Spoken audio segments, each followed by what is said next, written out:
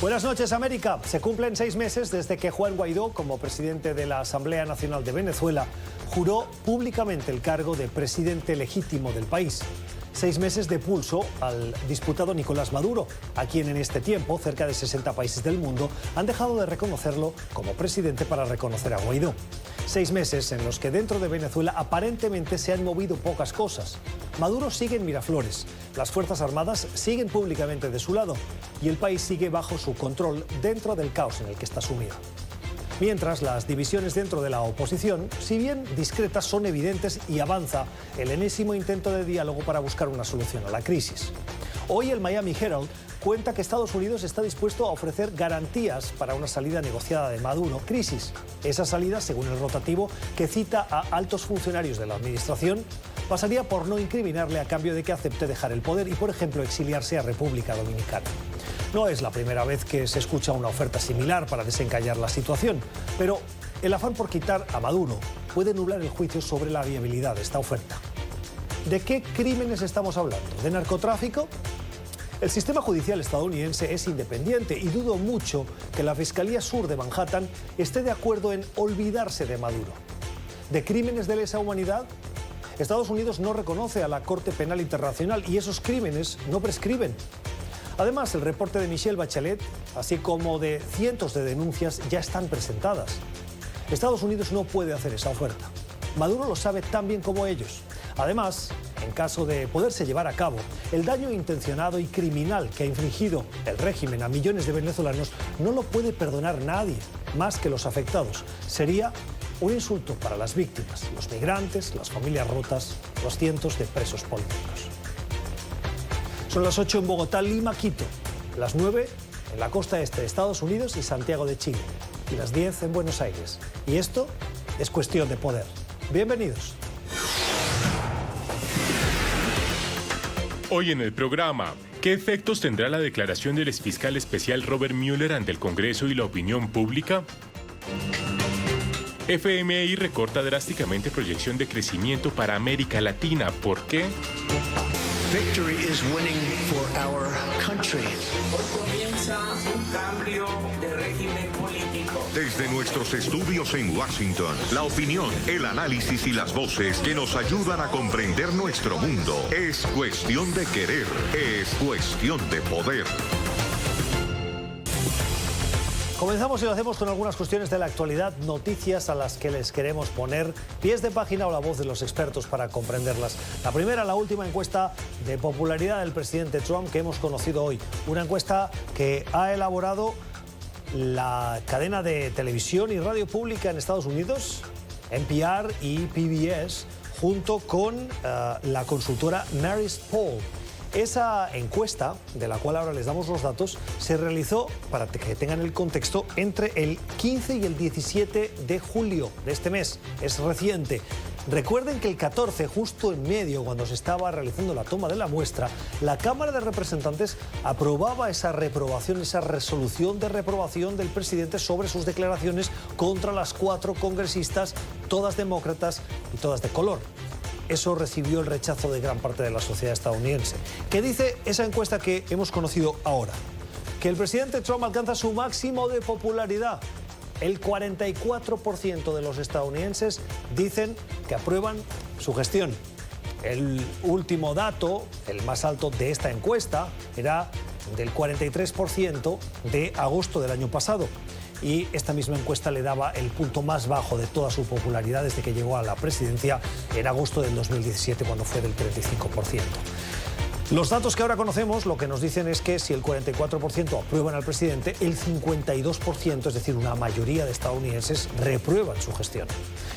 Es interesante ver estos datos por partidos y claramente hay una alineación de los votantes en función de sus preferencias políticas. Saben que en Estados Unidos los ciudadanos pueden estar inscritos como demócratas, pueden estar inscritos como republicanos o como independientes. Los que se consideran demócratas, 9 de cada 10 dicen que rechazan el comportamiento, la gestión, el manejo de Donald Trump como presidente. Es la misma cifra, pero en positivo. Cuando les preguntas a los republicanos, 9 de cada 10 dicen que el presidente está haciendo un buen trabajo. Y aquí vienen los independientes, que son los que acabarán seguramente decidiendo las elecciones en el 2020, que dicen que el 42% aprueban al presidente, es por debajo de la media nacional, y que el 53% lo desaprueba. Datos que acabamos de conocer de popularidad del presidente Donald Trump. Otras cuestiones de la actualidad nos llevan a la política migratoria de esta administración estadounidense, la de Donald Trump. A partir de hoy en Estados Unidos aplican las deportaciones express. Qué bien suena esto para los votantes de Donald Trump. ¿Qué decía la norma hasta ahora que ha cambiado esta administración? La publicó el lunes y el martes, es decir, hoy ya entra en vigor. Que si los agentes de inmigración en Estados Unidos encontraban a un migrante que llevaba 14 días o menos en territorio estadounidense, en una franja entre la frontera sur de Estados Unidos y 160 kilómetros hacia el interior, podía ser deportado inmediatamente sin pasar por un juez. Deportación express. ¿Qué ha hecho esta administración? Ha ampliado los dos periodos, el de tiempo y el de espacio, a todo el país, y los inmigrantes a partir de ahora van a tener que demostrar a las autoridades que llevan en Estados Unidos más de 2 años. Hemos pasado de 14 a 2 años y hemos pasado de 160 kilómetros a todo el territorio nacional. Eso es una política de mano dura con la inmigración irregular en Estados Unidos, algo que no nos cansamos de decir, un país de migrantes. Vamos a saludar a Joanna Kelly. La señora Kelly es abogada de inmigración. Gracias, Joanna, por estar con nosotros. Bienvenida. Nos interesaba mucho este cambio de medida, esta decisión por la legalidad que supone, por si infringe alguna ley, que en otras ocasiones ya ha pasado, y que esta medida puede infringir ahora. Es decir, dicho de otra manera, ¿es legal este cambio que impulsa a partir de hoy la administración de Donald Trump? Muy buenas noches y muchas gracias por la invitación. Realmente no es legal y por eso es que varias organizaciones están planeando en demandar esta medida de esta administración. ¿Por qué? Porque estamos hablando de acelerar deportaciones, quitándole el derecho fundamental de ver a un juez, un derecho al debido proceso. Recordemos que todas las personas, independientemente a su estatus migratorio, que está dentro de los Estados Unidos, están protegidas por la Constitución. Y el debido proceso es un derecho constitucional. Entonces, el hecho de que si usted no puede demostrar que lleva 2 años viviendo en los Estados Unidos y no puede demostrar que tiene documentos para estar acá, va a ser sometido a un proceso sin el debido proceso, sin representación legal para ser deportado. Es una clara violación a la Constitución y por eso vamos a ver demandas esta semana, si no es la otra, por parte de estas organizaciones. ¿Este cambio de criterio puede suponer la violación de algún acuerdo internacional que defienda los derechos de los migrantes? Bueno, depende el tipo de, razón para estar en los Estados Unidos. ¿A qué me refiero? Si una persona que acaba de entrar y que no fue detenida en la frontera, pero que logró pasar sin ser detenida, o que fue detenida en la frontera y está aquí buscando protección por persecución y está aplicando al asilo o quiere aplicar al asilo, podríamos decir que estaríamos enfrente de una violación de los convenios internacionales y de la Convención de Refugiados y el protocolo que firmó Estados Unidos, si no se le concede ese derecho a aplicar al asilo y si no se le concede ese derecho de ir a la Corte de Inmigración a solicitar o aplicar al asilo, porque eso es lo que constituye el derecho humanitario del asilo, es el derecho humano que tenemos a solicitar el asilo. Entonces, estos procesos tan rápidos de deportación significa que la persona, como se dice en inglés, bypass, que significa que pasan alto, que no va a tener el derecho de ir a un juez de inmigración. Ahora, la administración ha dicho que obviamente si las personas tienen miedo de retornar a su país de origen, pueden someterse al proceso administrativo del miedo creíble para determinar si realmente, valga la redundancia, existe un miedo creíble de devolverse a su país y así poder tener el derecho de ver a un juez de inmigración para continuar con su proceso de asilo en corte. Pero puede fácilmente puede haber una violación a este derecho humano de aplicar al asilo si no existen o no se toman todas las medidas necesarias para el proceso del miedo creíble, y podríamos hablar de una violación a los convenios internacionales. Pero a la hora de la verdad, a este gobierno nunca le ha importado mucho la violación a los derechos humanos en temas de inmigración. Ya han habido bastantes reportes de la OEA, de la Comisión Interamericana de Derechos Humanos, en temas de detenciones y cuál es el estado en los centros de detención migratorios, y aún así, a pesar de todas las recomendaciones y de los reportes diciendo que hay violación de los derechos humanos en los centros de detención y en algunos de los procedimientos internos, aún así el gobierno no ha tomado cartas en el asunto, y realmente estos reportes no son sino reportes. No se puede castigar al gobierno americano a nivel internacional porque no existen este tipo de convenios que ellos hayan aceptado jurisdicción internacional. Son las explicaciones de Joanna Kelly, es abogada de inmigración. Señora Kelly, gracias por atendernos esta noche. Un placer estar aquí con ustedes y muchísimas gracias por la invitación. La opinión de los expertos. Terminamos aquí este repaso de la actualidad. Hoy nos hubiera gustado también hablar de Boris Johnson, el nuevo líder del Partido Conservador, que probablemente va a ser primer ministro británico, y su figura y sobre todo las expectativas que genera su decisión de que o haya Brexit o muera. Esas son sus palabras. O lo hay o morir. Eso dijo. Lo analizaremos seguramente mañana. Vamos a la pausa. Al volver hablamos de Robert Mueller, el fiscal especial que investigó la trama rusa. Mañana comparece ante 2 comités de la Cámara de Representantes. ¿Qué esperar de la voz de Mueller? Ya volvemos.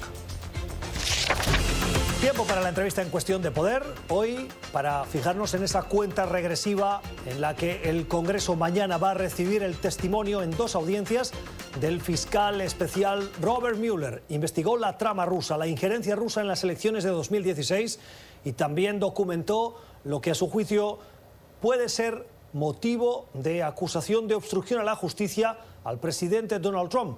Si no le acusó fue por un tema de forma, y es que un presidente en ejercicio no puede ser acusado. Por lo tanto, lo que hizo ese grupo de fiscales dirigidos por Mueller es documentar lo que a su juicio son evidencias de esa posible obstrucción a la justicia, para que la justicia pueda iniciar un proceso, si así lo estima conveniente, en el tiempo y forma que sea necesario, es decir, cuando Donald Trump salga de la Casa Blanca, si es que aplica. En cualquier caso, mañana Robert Mueller va a comparecer frente a 2 comités, el Comité de Justicia y el Comité de Inteligencia de la Cámara de Representantes. ¿Qué tenemos que esperar? Se lo vamos a preguntar a Joseph Malouf, es abogado constitucionalista. Señor Malouf, gracias por estar con nosotros. Buenas noches. Buenas noches, gracias por tenerme, Gustavo. ¿Qué podemos esperar de esa comparecencia, teniendo claro que ya Robert Mueller presentó ese informe de 400 páginas? Yo creo que vamos a poder escuchar al investigador, uno de los más respetados en la nación, un individuo que simplemente inspira confianza. Al escuchar de la boca de él exactamente qué fue lo que él encontró en su investigación, podría tener un efecto muy significante, en particular en términos de una posibilidad de un juicio político. Aunque el gobierno, sabemos que el presidente Trump ha dirigido que Mueller no hable más allá del reporte, lo que está en las 448 páginas es suficiente para comenzar un juicio político. Una de las realidades es que el pueblo americano, y muchos no han leído el reporte, es un reporte extremadamente pesado, el lenguaje es legal, es algo que lleva bastante tiempo entender, y la realidad es que la mayoría de personas en un mundo tan ocupado como Estados Unidos no tienen tiempo de leer y entender el proceso, pero van a escuchar a Mueller porque han escuchado de él, de ser una persona con integridad, y obviamente eso va a tener un peso grande. Si Mueller logra clarificar ciertas cosas y de esa forma el país entiende que el presidente violó la ley y que no ha sido acusado de un crimen solamente por esta ley técnica que tenemos en el Departamento de Justicia que un presidente en oficio no es acusado, entonces podría comenzar un juicio político.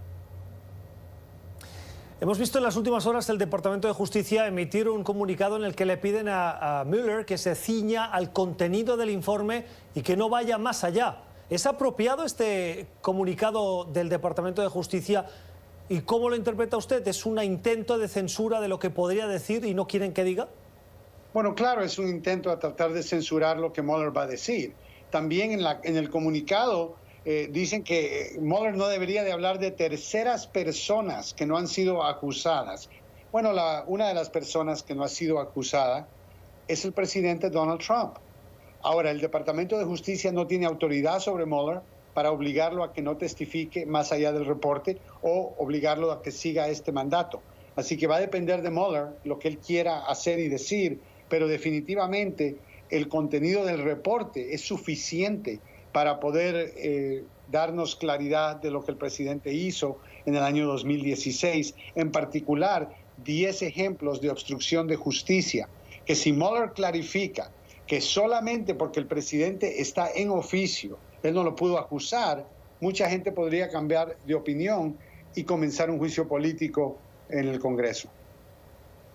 ¿Cree usted que con el conocimiento que hay, la evidencia que hay hoy, ese posible juicio político tiene posibilidades de avanzar? Quiero decir, ni los propios demócratas están a favor. Vimos una votación reciente en la que no llegaban ni a la mitad de los votos necesarios para poder avanzar en la Cámara de Representantes, que sí controlan a los demócratas, ya no digamos el Senado. Entiendo. Y te voy a decir, los demócratas que no han votado a favor de un juicio político lo han hecho porque saben que en el Senado todavía no hay 67 votos para poder esencialmente condenar al presidente. Pero, ¿quién va a ganar un juicio? Yo te lo digo como abogado. ¿Quién va a ganar un juicio sin presentar sus testigos y presentar sus pruebas? Yo creo que en gran parte el día de mañana nos va a dejar saber si el país va a cambiar o si simplemente al país no le importa que este presidente actúe de esta forma. Es posible que no cambie absolutamente nada, que los demócratas no cambien su posición y que este presidente nunca sea enjuiciado políticamente. Pero depende del movimiento que el país sienta mañana. Si se sienten movidos de que Mueller de verdad hizo un trabajo ejemplar y este presidente no debería continuar en esta posición, podríamos ver un juicio político. Pero al mismo tiempo, si mañana resulta ser una repetición de lo que ya hemos escuchado y esencialmente demuestra que a la gente no le importa, podría también significar que los demócratas que quieren hacer un juicio político van a tener que abandonar esa idea. Diversos medios de comunicación hoy en Estados Unidos publican una lista de posibles preguntas que ellos le harían a Robert Mueller en esos comités.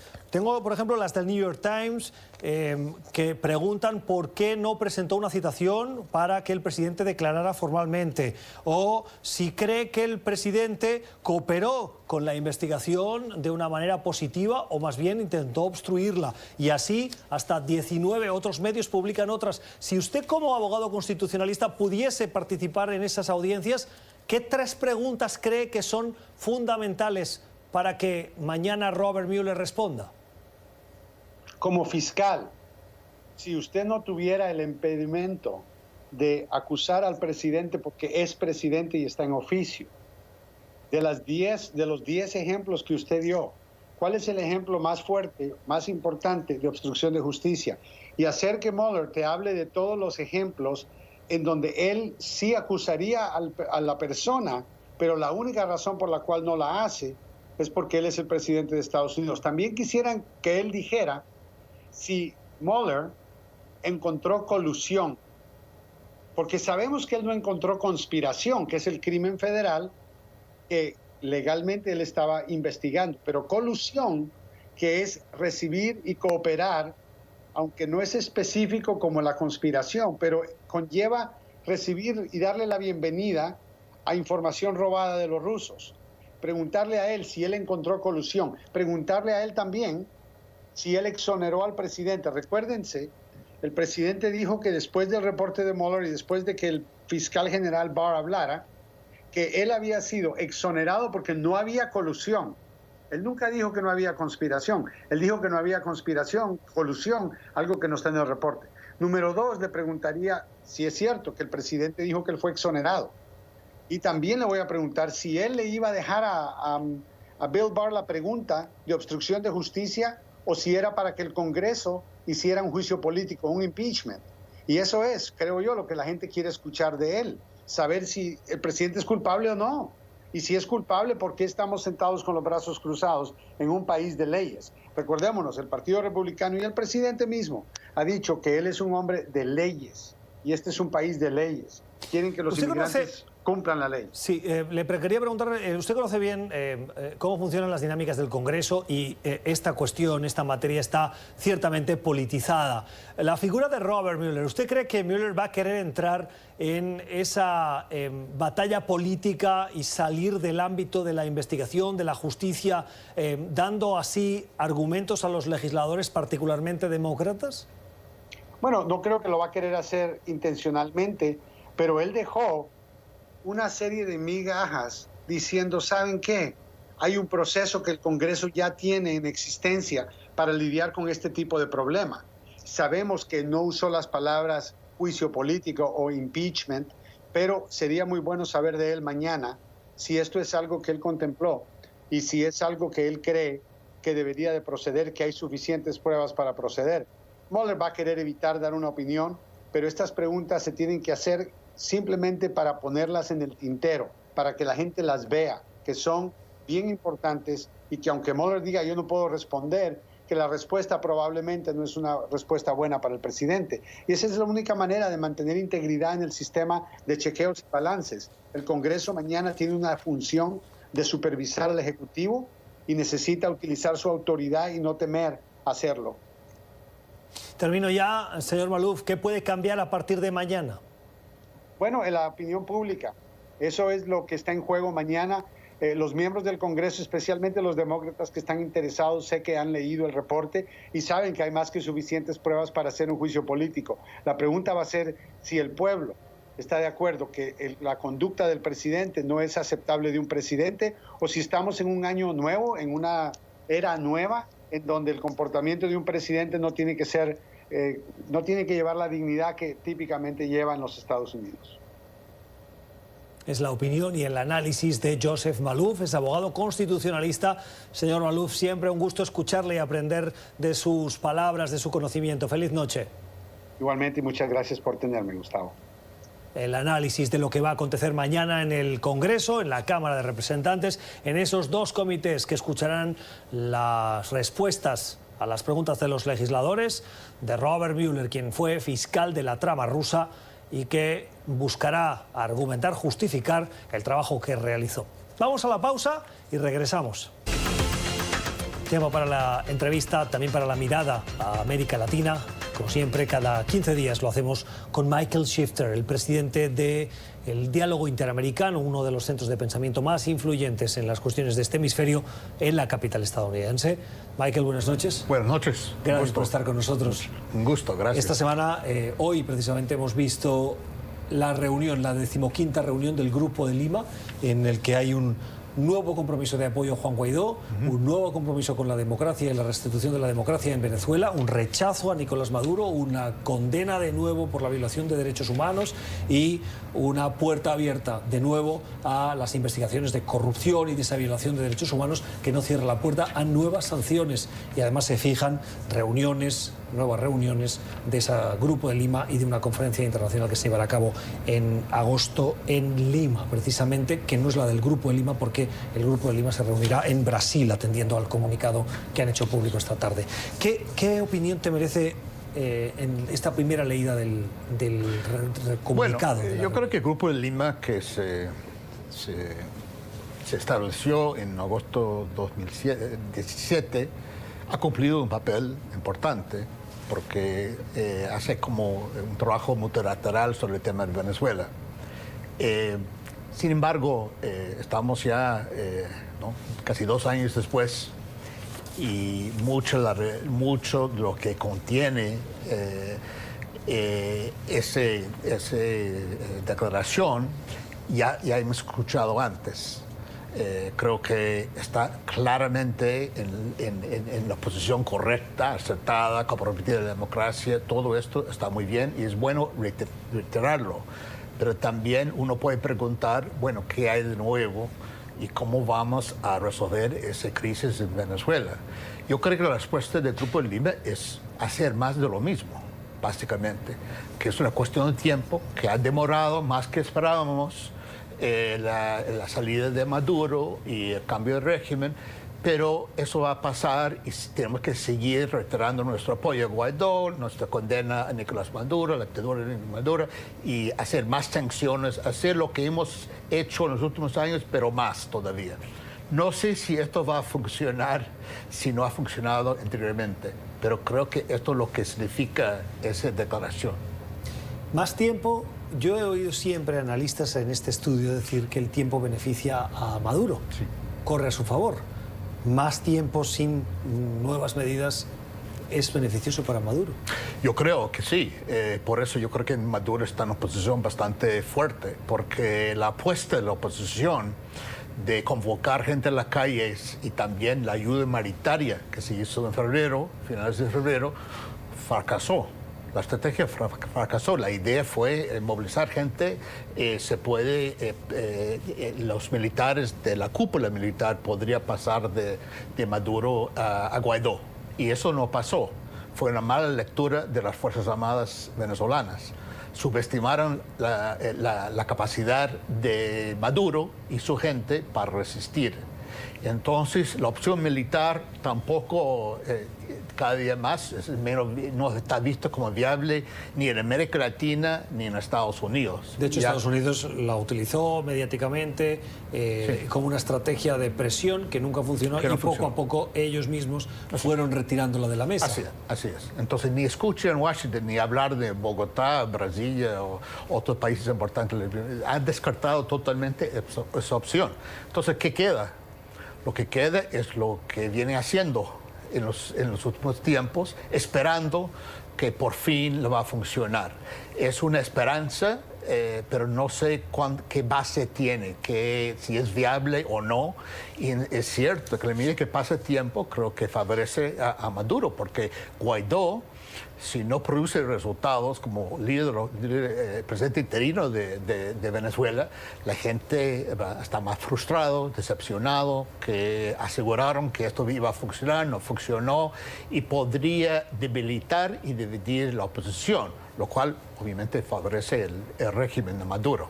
Uno de los puntos de este comunicado subraya el valor que le dan los miembros del Grupo de Lima a que en esa reunión haya presencia de representantes de El Salvador. Acaba de ganar las elecciones y tomar posesión Nayib Bukele, el nuevo presidente de El Salvador, y supone un cambio de posición respecto del ejecutivo anterior. Ecuador y la Unión Europea. Tenemos claro que el cambio en El Salvador suma en el Grupo de Lima. ¿Por qué Ecuador no forma parte del Grupo de Lima cuando su posición está alineada con los postulados del Grupo de Lima? Bueno, el Ecuador básicamente están de acuerdo con el Grupo de Lima. Están ahí.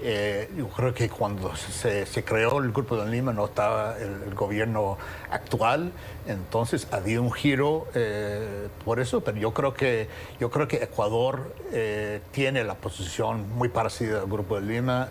Le ha costado mucho porque Lenín Moreno es del mismo país, del mismo partido que Rafael Correa, el expresidente. Alianza País. Hoy, a la luz de lo que pasa, cualquiera diría que son de partidos de oposición. Sí, parece que es totalmente, pero es un solo partido, entonces él tiene que cuidarse un poco ahí internamente. Pero de acuerdo a todas las declaraciones que ha hecho Lenín Moreno, está muy claro que él está tomando una posición de condena con respecto a Maduro. Hoy hemos conocido dos informaciones distintas. Una la publica el Miami Herald y dice que Estados Unidos estaría poniendo sobre la mesa la opción de decirle a Nicolás Maduro: oiga, si usted se va, nosotros no le perseguimos.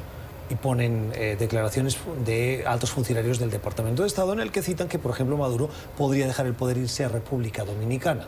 Nosotros en nuestro editorial cuestionábamos qué tipo de no persecución puede comprometer un gobierno como Estados Unidos.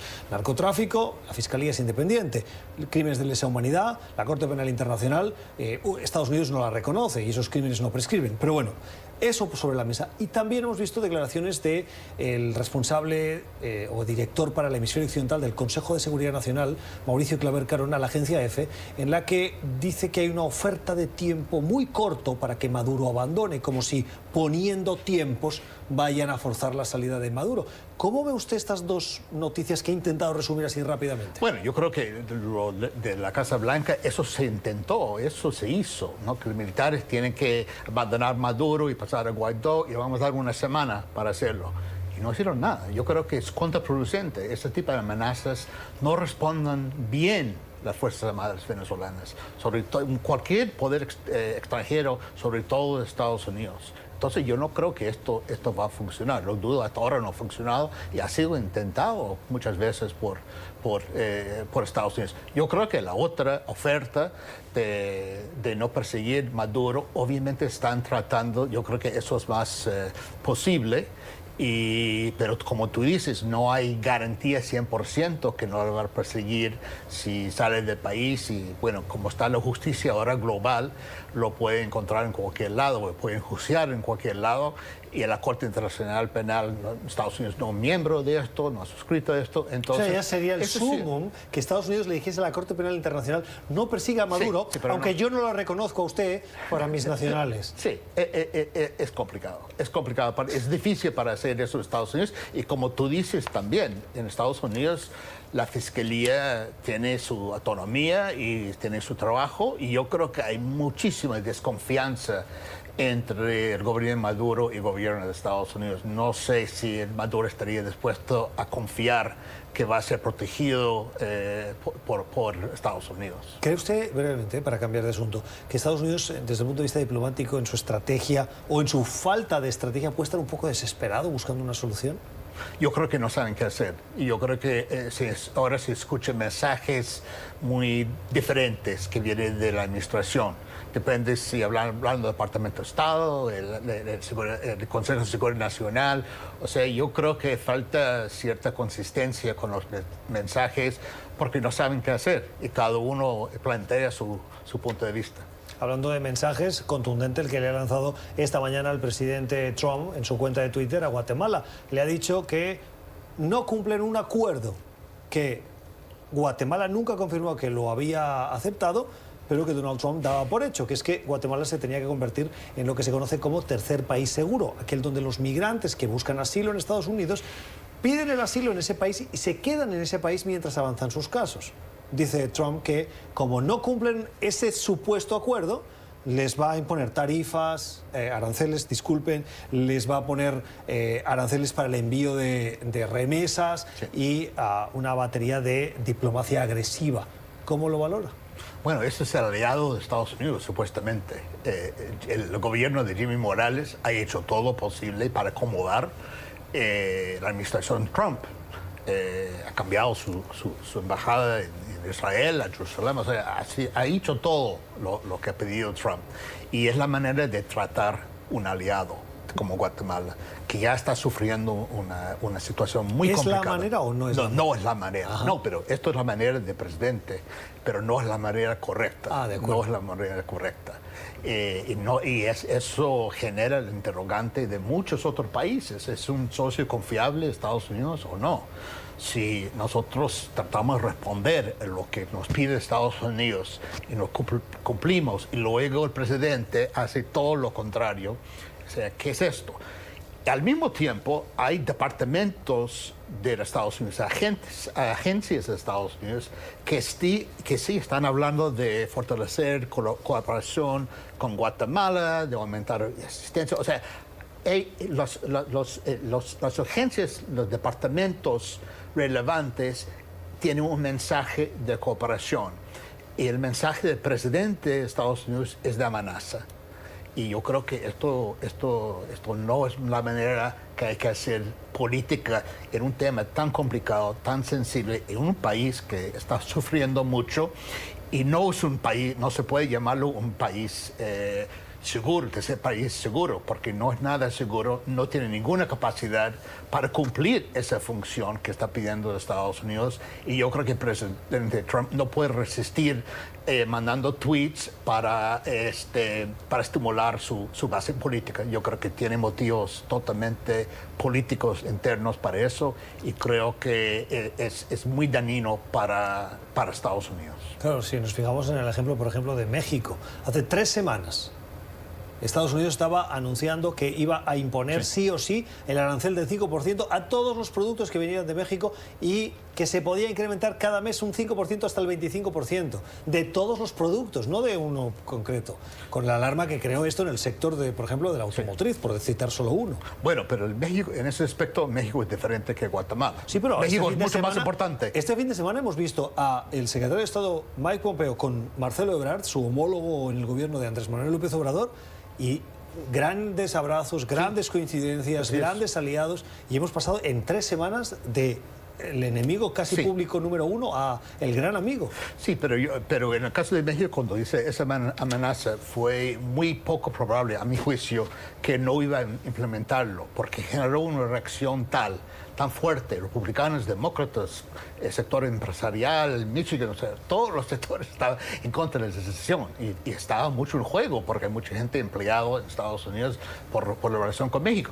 En Guatemala no es el mismo caso. Claro, pero déjeme preguntarle una cosa. ¿No tiene usted la sensación de que el gobierno de Andrés Manuel López Obrador es el primer gobierno mexicano en décadas que realmente está implementando medidas restrictivas de control de la migración que viene de Centroamérica hacia Estados Unidos, a diferencia de los gobiernos anteriores? Sí, yo creo que... Y eso es una victoria para Trump. Bueno, es una diferencia, es un cambio, sin duda. Creo que es una victoria para Trump en cierta medida, pero también refleja las condiciones en el terreno de la migración, que ha matado mucho, que hay mucha presión, y entonces López Obrador está respondiendo de esa manera, también por los propios intereses de México, también a Trump. Yo creo que es una combinación de ambos factores. Bueno, para terminar, América Latina también es Puerto Rico. Si bien Puerto Rico es un estado libre asociado de Estados Unidos, gran crisis. Los boricuas están en las calles, llevamos más de una semana de esa crisis, de esas manifestaciones. Ricardo Rosselló, el gobernador, dice que no dimite, deja sus cargos en el partido, no buscará la reelección, pero esto no es suficiente para los ciudadanos que están en las calles. ¿Cómo lo analiza usted? Bueno, yo creo que es algo sin precedentes en Puerto Rico. Obviamente los tweets, se llama Ricky Tweets porque es del gobernador. Ricky Leaks. Sí. Esto generó toda esta reacción porque dijo cosas que no voy a repetir aquí en este programa, que es para familias y todo eso. Pero eso sumado a mucha frustración con corrupción, con la falta de respuesta para el huracán María, por la situación económica bastante dura. Yo creo que la gente salió a las calles a manifestarse. Yo creo que no es suficiente que deje el presidente como partido y no busca reelección. No creo que va a parar las manifestaciones hasta que él renuncie. Y me parece que va a ser muy difícil para él se mantiene en el poder, porque tiene poco apoyo. No creo que encuentra mucha gente en Puerto Rico que está acompañando él. Entonces, yo no creo que va a durar mucho, pero después la pregunta, ¿qué pasa? Y ojalá que haya un cambio ordenado, pacífica, y es una oportunidad para cambiar las cosas en Puerto Rico. ¿Puede suponer un punto de inflexión en lo que a corrupción se refiere, a transparencia, a exigencia del electorado con sus gobernantes? Sí, así es. Puede ser. Yo creo que la pregunta es si la gente, si hay líderes de ese movimientos, de esas manifestaciones, que están capaces de aprovechar ese momento de crisis para convertirlo en una oportunidad para un punto de inflexión, un cambio en Puerto Rico, de lo que quieren los puertorriqueños, eso, pero no va a ser fácil. Una última pregunta, un último comentario le pido sobre la campaña electoral que ha comenzado en Bolivia. Esta semana se cumplían 3 meses de cuenta regresiva. Evo Morales avanza en su intención de presentarse por 4ª vez, más de 13 años, una campaña que parece que, a pesar de las críticas de que no se presente, Él hace oídos sordos y lleva las de ganar. Bueno, en las encuestas lleva 11 puntos de ventaja. Creo que él es el favorito. Muchas cosas pueden pasar de aquí hasta octubre, pero Morales es un político muy hábil. Y Bolivia, aunque encuentra algunos problemas económicos ahora, básicamente ha tenido crecimiento sostenido, ha cambiado, hay mucho más gente indígena que está participando en la vida económica y política del país. Y la oposición ha sido bastante débil. Es el líder... Débil y fragmentada. Fragmentado, sí.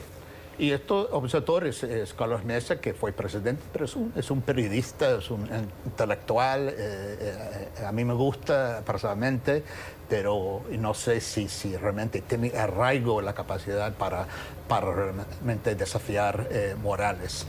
Bueno, y también hay gente que dice que no ha desafiado, ha violado la Constitución boliviana por presentarte la cuarta vez. Pero recibió un respaldo del secretario general cuando recién estuvo en Bolivia, en el Chapari. Entonces, yo creo que es muy difícil que no sea reelegido, pero quién sabe, de aquí a octubre en la política puede pasar muchas cosas. El análisis de Michael Shifter, presidente del Diálogo Interamericano, Centro de Pensamiento sobre la Política Latinoamericana en Washington. Michael, gracias como siempre. Al contrario, gracias a ti. Feliz noche. Vamos a la pausa y regresamos. Tiempo para la recomendación cultural que nos llega, como siempre, al final del programa, de la mano de Alexandra Colón Amil. Alexandra, buenas noches. Buenas noches, Gustavo. ¿Cómo cerramos hoy? Hoy vamos a recordar a una maravillosa cantante que a mí me encanta muchísimo y que lamentablemente el mundo perdió hace 8 años, un día como hoy, un 23 de julio. Amy Winehouse, esa muy galardonada cantante británica. Y con ese vozarrón. Y con ese vozarrón, con esa música que cautivó, bueno, a generaciones de todo tipo, ¿no? Y Amy la perdimos, pero vive a través de sus canciones y a través de documentales como Amy. Es un documental de 2015 de un director de cine que se llama Asif Kapadia y quien fue el mismo director que dirigió la película de Maradona, que recomendamos hace unos meses en este programa. Amy es un documental realmente conmovedor. Tiene entrevistas con las familiares y los amigos más cercanos de Amy Winehouse. Tiene imágenes hasta entonces nunca antes vistas de esta cantante y hasta canciones nuevas. La película se ha ganado más de 30 premios, incluido el Oscar al mejor documental en la edición de ese año, de 2015. Y bueno, qué mejor manera de recordar y celebrar a esta gran cantante que a través de su música. Amy, el documental del 2015, para recordar la figura de Amy Winehouse. La recomendación de hoy de Alexandra Colón Amil. Alexandra, gracias. A ti, Gustavo. Vamos a las redes sociales. Varios mensajes hoy que nos han llamado la atención de ustedes o que hemos encontrado en las redes sociales y que nos interesó destacar. El primero, el que nos dirigen sobre la valoración que hacen de la estrategia demócrata. Muy mala la estrategia del Partido Demócrata para recuperar la presidencia. Su discurso marcaba hacia la extrema izquierda. La segunda es una fotografía que ha difundido la agencia Reuters. El autor de la fotografía es José Luis González. El fotógrafo retrata el momento en el que una mujer guatemalteca en territorio mexicano le llora a un miembro de la Guardia Nacional Mexicana para que, por favor, le permita seguir su camino con su hijo Anthony. La imagen habla por sí sola. Más redes sociales, más mensajes que nos han gustado. Este de Ian Bremmer. Ian Bremmer es un analista agudo, perspicaz, inteligentísimo. Nos parece que aporta con sus mensajes de Twitter. Les recomendamos su cuenta. En esta comparativa de dos imágenes, con un mensaje que da para la interpretación. Uncanny, que es, podríamos decir, como misterioso, como indescifrable en esa figura en la que vemos al nuevo líder del Partido Conservador británico, que además tiene ese parecido con Donald Trump, en lo ideológico y en lo físico. Y el último mensaje es un mensaje que también nos ha gustado. Véanlo y les cuento. Quizás la foto más cool que he visto jamás.